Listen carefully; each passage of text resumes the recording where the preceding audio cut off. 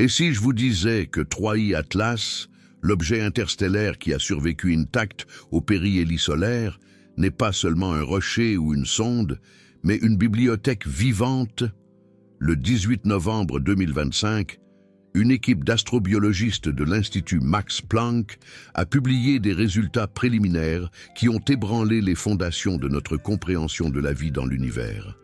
En utilisant la spectroscopie avancée du télescope spatial James Webb et une analyse d'intelligence artificielle conçue spécifiquement pour détecter des schémas biomoléculaires, ils ont découvert quelque chose d'impossible dans la signature chimique de 3I Atlas.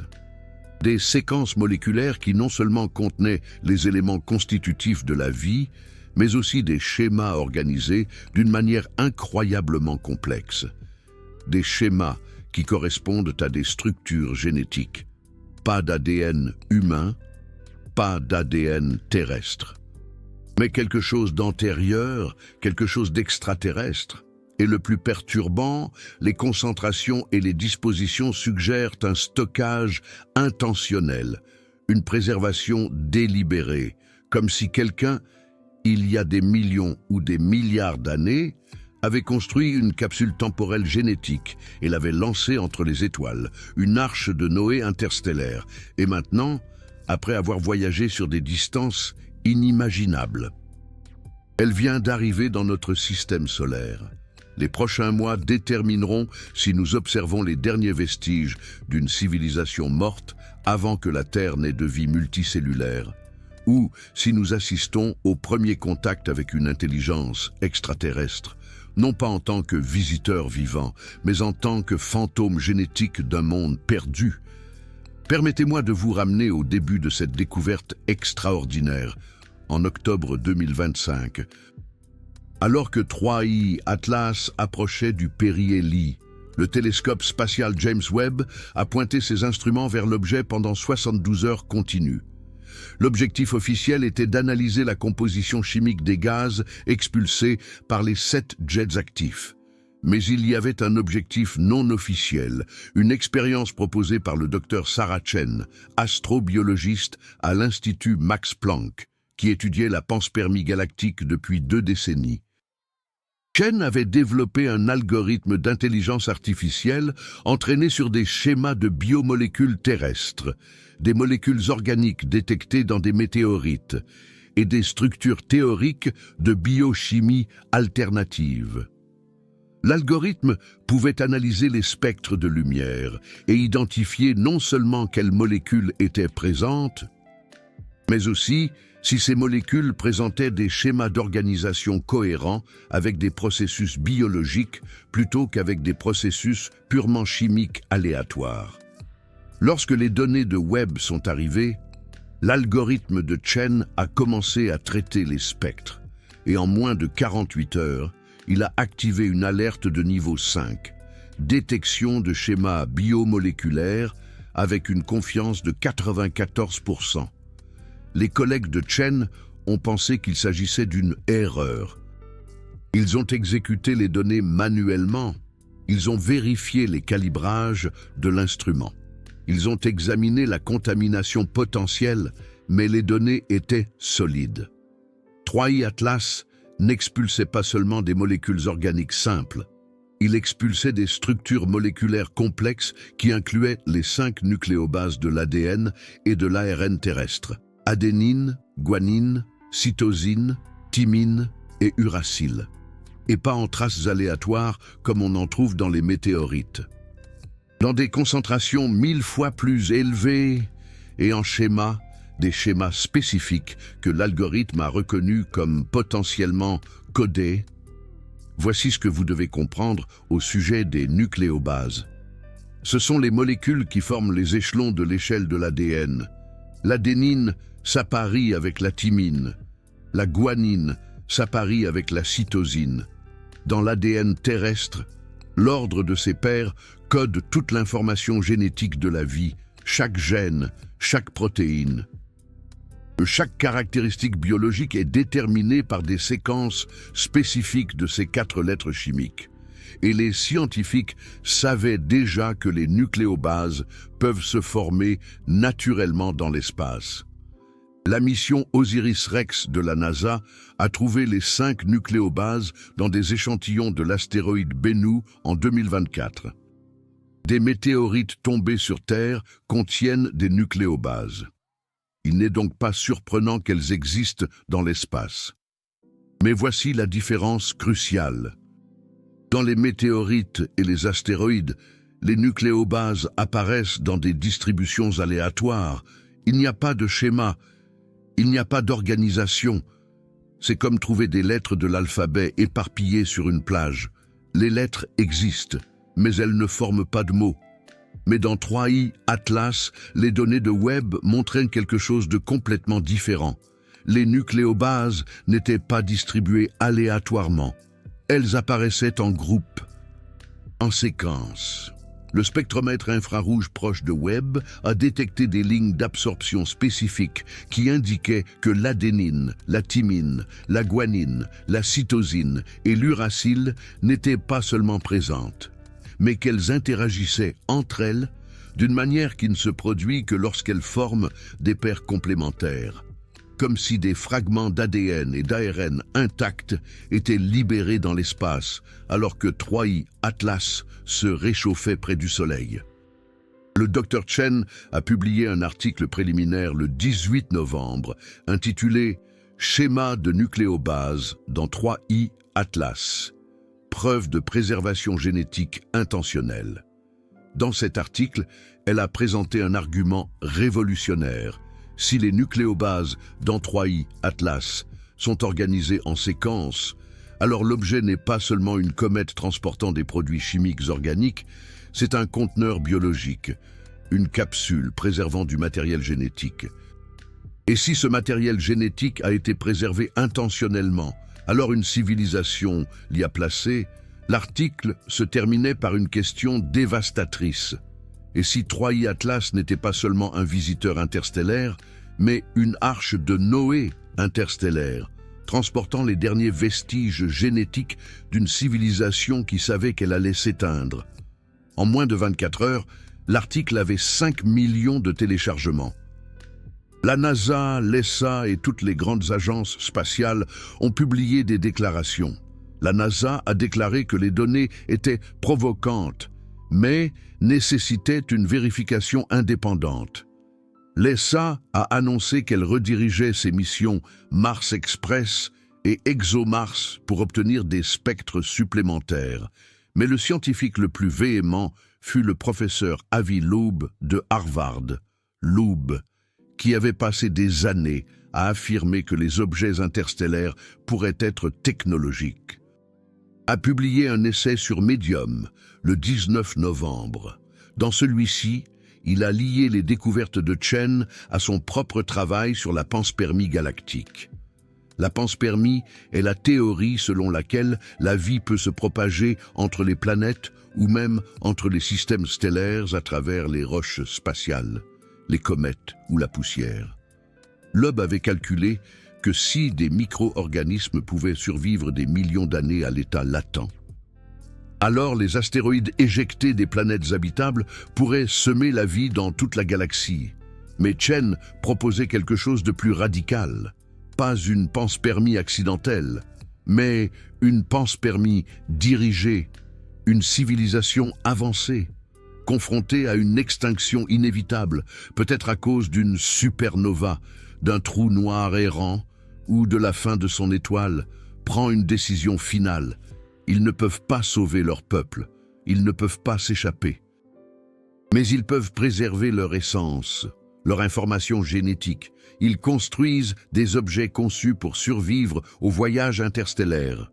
Ils les remplissent avec de l'ADN stabilisé, peut-être incrusté dans des matrices minérales pour une protection contre les radiations.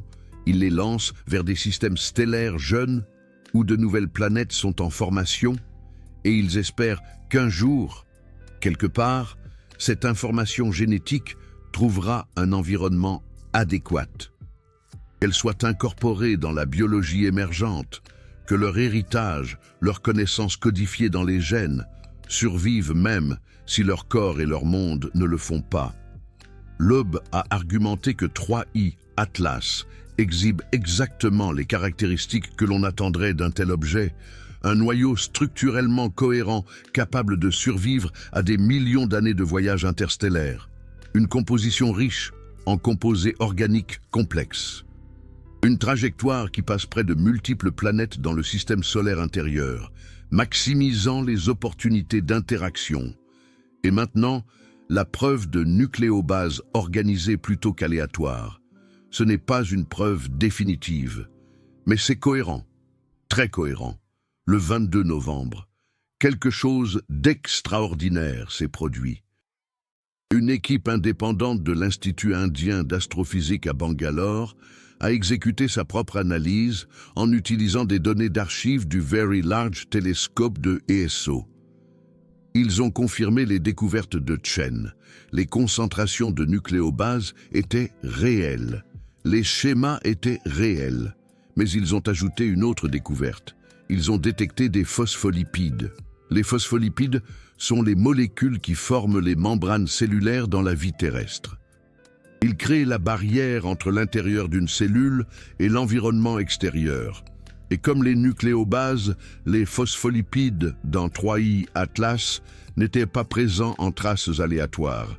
Ils étaient présents en concentration qui suggéraient des structures vésiculaires, de petites bulles microscopiques qui auraient pu contenir et protéger du matériel génétique, comme si l'intérieur de 3I Atlas était une bibliothèque de capsules génétiques, chacune contenant des fragments d'informations biologiques, préservés durant des éons, attendant d'être libérés. Maintenant, laisse-moi te montrer quelque chose que la plupart des gens ne savent pas sur la préservation de l'ADN. Sur Terre, l'ADN se dégrade rapidement sans protection. Dans des conditions environnementales normales, l'ADN a une durée de vie moyenne d'environ 521 ans. Après 6,8 millions d'années, chaque liaison dans chaque séquence d'ADN serait rompue. Mais cela se passe dans des conditions terrestres. Dans l'espace profond, les conditions sont très différentes.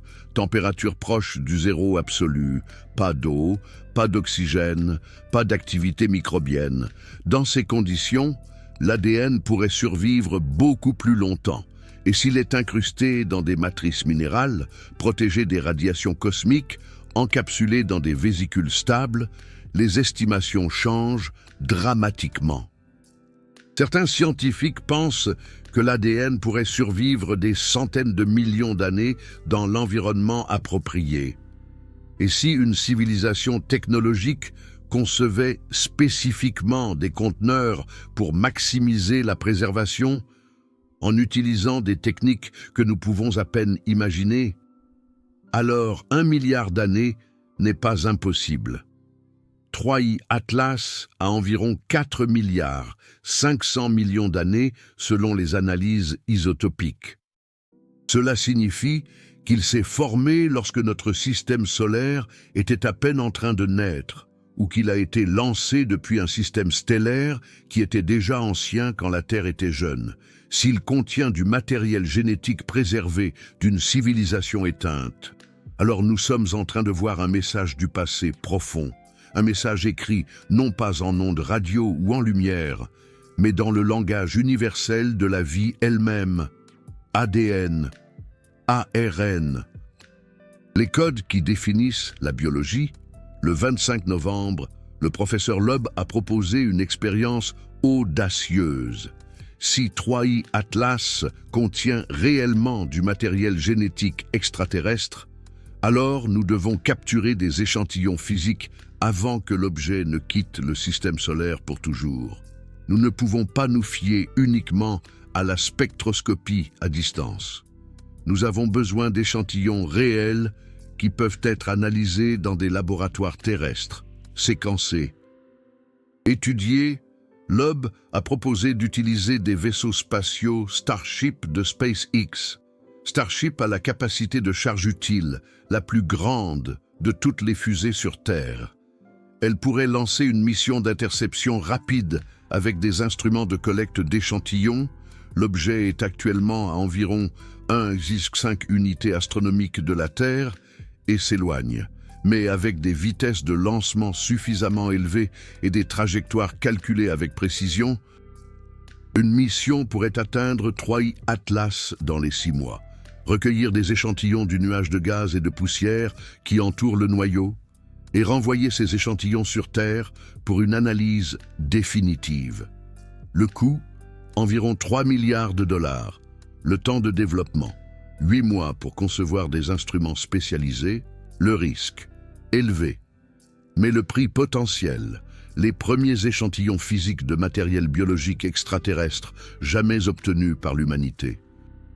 Loub a contacté Elon Musk directement et selon des sources proches des deux hommes, Musk a dit oui, SpaceX commencerait immédiatement la conception préliminaire d'une mission de retour d'échantillons à 3I Atlas. Le lancement ciblé, juillet 2026. Quand cette nouvelle a fuité, le monde scientifique a explosé. Certains scientifiques ont applaudi. Enfin, une action audacieuse au lieu d'un débat interminable. D'autres scientifiques ont objecté. Trop rapide, ont-ils dit. Les données n'ont pas encore été complètement vérifiées. Il pourrait s'agir de contamination. Il pourrait s'agir d'une interprétation erronée. Dépenser 3 milliards pour une spéculation est irresponsable.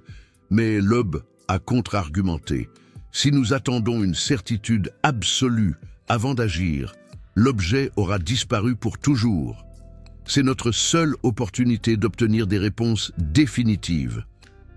Et s'il y a même 10% de probabilité que 3I Atlas soit une arche de Noé interstellaire, alors cela vaut bien 3 milliards de dollars, parce que confirmer la vie extraterrestre changerait tout, chaque domaine de la connaissance humaine, biologie, chimie, philosophie, religion, politique. Rien ne resterait pareil. Le 1er décembre 2025. Un consortium d'institutions scientifiques dirigé par Harvard et l'Institut Max Planck a publié une déclaration commune demandant un financement international pour la mission proposée. Ils ont argumenté que cela ne devrait pas être une mission américaine ou européenne. Cela devrait être une mission humaine, un effort collectif de toute notre espèce pour répondre à l'une des questions les plus fondamentales. Sommes-nous seuls? Le Japon, l'Inde et les Émirats arabes unis ont exprimé leur intérêt à contribuer. La Chine a annoncé qu'elle envisageait sa propre mission d'interception en utilisant sa fusée Longue Marche 9, actuellement en développement. Écoute, je veux te dire quelque chose d'important. Cette chaîne existe parce que nous croyons que la connaissance scientifique doit être accessible à tous, pas seulement aux institutions et aux gouvernements. Si vous pensez que l'humanité mérite de connaître la vérité sur ce qui se passe avec 3I Atlas, considérez la possibilité de soutenir cette chaîne via Super Thanks. Votre contribution nous aide à continuer à investiguer, à analyser et à partager des informations que d'autres préféreraient peut-être garder secrètes. Maintenant, permettez-moi de vous montrer pourquoi la théorie de l'arche de Noé interstellaire est si pertinente. Lorsque l'on considère l'échelle de temps de l'univers, notre galaxie, la Voie lactée, a environ 13,6 milliards d'années. L'univers, lui, a 13,8 milliards d'années. Cela signifie qu'il y a eu le temps pour d'innombrables civilisations d'apparaître, de prospérer et de disparaître bien avant que la Terre n'existe. Si même une petite fraction de systèmes stellaires développe la vie, et qu'une fraction de ceux-ci développe l'intelligence, et qu'une fraction de ceux-ci atteint une technologie avancée, alors, statistiquement, il doit y avoir eu des milliers, peut-être des millions, de civilisations technologiques dans l'histoire de notre galaxie. Où sont-elles maintenant? La plupart sont probablement éteintes, les étoiles meurent, les planètes deviennent inhabitables, les astéroïdes frappent, les supernovas stérilisent des régions entières de l'espace. Mais si vous êtes une civilisation avancée, et que vous savez que votre extinction est inévitable. Que faites-vous? Acceptez-vous la fin? Ou essayez-vous de vous assurer qu'une partie de vous survive? Sur Terre, nous avons déjà proposé exactement cela. Le concept de l'arche de Noé lunaire, un référentiel d'ADN de toutes les espèces terrestres stockées sur la Lune comme sauvegarde contre une extinction catastrophique sur Terre. Le projet Earth Species Programme est en train de séquencer les génomes de milliers d'espèces pour une préservation numérique. Le Svalbard Global Seed Vault en Norvège stocke des graines du monde entier comme sauvegarde contre un effondrement agricole. Nous faisons cela maintenant, en tant que civilisation primitive. Imaginez ce qu'une civilisation 1000 ou 1 million d'années plus avancée pourrait faire. Elle pourrait construire des capsules génétiques presque indestructibles. Elle pourrait en lancer des milliers vers des régions prometteuses de la galaxie. Et même si une seule sur 1 million atteint une planète habitable et contribue sa charge génétique à la biologie émergente, l'héritage de cette civilisation continue. Le professeur Loeb a calculé les probabilités. Si une civilisation technologique lance 1000 arches de Noé interstellaires pendant son existence, et si ces arches voyagent à des vitesses raisonnables de 50 km par seconde, alors chaque arche pourrait atteindre des systèmes stellaires à des centaines d'années-lumière, en l'espace de millions d'années, dans une galaxie de 400 milliards d'étoiles. Le nombre de destinations possibles est astronomique. Et si des civilisations font cela depuis des milliards d'années, alors l'espace interstellaire pourrait être rempli de ces capsules génétiques. La plupart ne trouveront jamais rien. Elles flotteront dans le vide pour toujours. Mais certaines trouveront de jeunes planètes, et lorsqu'elles le feront, elles pourraient ensemencer ces mondes avec les éléments constitutifs de la vie. Voici ce qui est vraiment profond. Si cela est vrai, alors la vie sur Terre pourrait avoir des origines interstellaires, pas nécessairement des micro-organismes vivants arrivant de Mars sur des météorites, mais de l'information génétique livrée par des arches de Noé interstellaires il y a 4 milliards d'années. Lorsque la Terre était jeune et que son océan primitif était rempli de produits chimiques organiques mais sans vie, nucléobases d'une arche de Noé tombant dans l'océan, phospholipides formant des vésicules primitives, fragments d'ADN agissant comme modèle, et d'une manière ou d'une autre, grâce à des processus que nous ne comprenons pas encore complètement. Cette information génétique externe s'est intégrée à la chimie terrestre. Et la vie a commencé. Pas complètement à partir de zéro, mais ensemencée par la sagesse génétique d'une civilisation qui est morte il y a des éons. Cela ressemble à de la science-fiction. Mais considérez ceci, nous savons déjà que les éléments constitutifs de la vie viennent de l'espace. Les météorites livrent des nucléobases, des acides aminés, des sucres. C'est confirmé. La question est de savoir si ces éléments constitutifs ont déjà été organisés intentionnellement par une intelligence. Au lieu d'être formés aléatoirement par la chimie, et 3i Atlas pourrait être la première preuve que la réponse est oui. Le 5 décembre 2025, une équipe de l'Université de Tokyo a publié une autre découverte surprenante. Ils ont analysé les schémas spécifiques de nucléobases détectés dans 3i Atlas en utilisant l'analyse de fréquences. Et ils ont découvert quelque chose d'extraordinaire. Les séquences n'étaient pas complètement aléatoires. Il y avait des périodicités, des répétitions, comme si certaines combinaisons de nucléobases apparaissaient plus fréquemment que ce à quoi on pourrait s'attendre par pure chance. Ils ont fait passer les séquences à travers des algorithmes d'analyse de l'information. Et les algorithmes ont détecté ce qu'on appelle un excès de compressibilité. Cela signifie que les séquences contiennent plus d'ordre qu'il ne devrait en exister dans des données purement aléatoires, dans l'information et la théorie des codes. L'excès de compressibilité est une signature d'intentionnalité, de conception, de message. Voici l'analogie simple.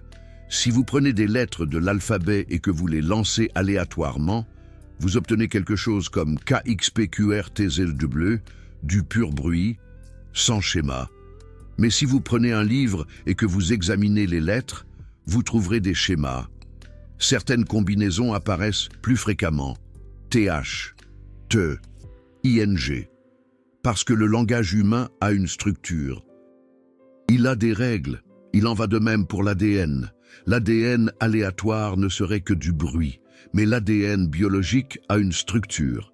Les gènes ont des régions promotrices, des séquences de codage, des régions régulatrices, et cette structure crée des schémas statistiques détectables. L'équipe de Tokyo affirmait que les séquences de nucléobases dans 3I Atlas montrent ces schémas, ce qui signifie qu'elles pourraient être biologiques, qu'elles pourraient être des gènes. Des gènes d'une civilisation extraterrestre éteinte. Si cela est vrai, alors les implications sont hallucinantes, parce que les gènes codent pour des protéines, et les protéines définissent la biologie. Si nous pouvions séquencer les gènes complets préservés dans 3I Atlas, nous pourrions reconstruire les protéines de cette civilisation. Nous pourrions comprendre leur biochimie. Nous pourrions apprendre comment fonctionnait leur vie. Était-elle basée sur l'ADN comme nous? Utilisait-elle les mêmes 20 acides aminés ou avait-elle une biochimie complètement différente? Et si nous pouvions synthétiser ces protéines dans des laboratoires terrestres, nous pourrions littéralement ramener des fragments de biologie extraterrestre, pas des organismes entiers, mais des molécules, des enzymes, des structures. Ce serait comme de l'archéologie moléculaire d'une civilisation morte il y a 1 milliard d'années, le 10 décembre. La NASA a émis une mise à jour officielle. Ils ont confirmé qu'ils suivaient de près les découvertes sur 3I Atlas et qu'ils prenaient très au sérieux la possibilité de matériel génétique extraterrestre. Ils ont annoncé la formation d'un groupe de travail international afin d'évaluer la viabilité d'une mission de retour d'échantillons. Ce groupe inclurait des experts de la NASA, de l'ESA, de la JAXA, de l'ISRO et de l'Administration spatiale nationale chinoise. La première réunion était programmée pour janvier 2026 et cruciale pour la suite. La NASA a déclaré que si le groupe de travail concluait qu'une mission était scientifiquement justifiée, alors les agences spatiales devraient collaborer, au lieu de se faire concurrence, parce que cela transcende les frontières nationales. Il s'agit de l'humanité, comprenant sa place dans le cosmos. Maintenant, permettez-moi de vous poser une question. Si 3I Atlas est vraiment une arche de Noé interstellaire, qui l'a envoyée? De quelle étoile est-elle venue? Quand cette civilisation est-elle morte? Et pourquoi s'est-elle éteinte? Ce sont des questions auxquelles nous ne pourrons peut-être jamais répondre complètement. Mais nous pouvons spéculer en nous basant sur ce que nous savons. L'objet a 4,5 milliards d'années. Cela signifie qu'il a été lancé ou formé il y a 4,5 milliards d'années. À cette époque, la Voie lactée avait déjà 9 milliards d'années. De nombreuses générations d'étoiles étaient déjà nées et mortes. Les éléments lourds nécessaires aux planètes rocheuses et à la vie existaient déjà en abondance. Il est donc tout à fait plausible qu'une civilisation technologique ait vu le jour dans un système stellaire lointain à cette époque. Pourquoi se sont-ils éteints? Il y a de nombreuses possibilités. Leur étoile pourrait avoir été massive, brûlant son carburant rapidement et explosant en supernova. L'objet pourrait provenir d'un système stellaire binaire où l'une des étoiles s'est effondrée en un trou noir, déstabilisant les planètes. Un astéroïde ou une comète massive pourrait avoir frappé leur monde natal, ou peut-être que leur étoile était comme notre Soleil, et qu'ils sont simplement entrés dans une phase de géante rouge, se dilatant et stérilisant leur planète. Quelle que soit la cause, ils ont vu venir leur fin, et ils ont agi.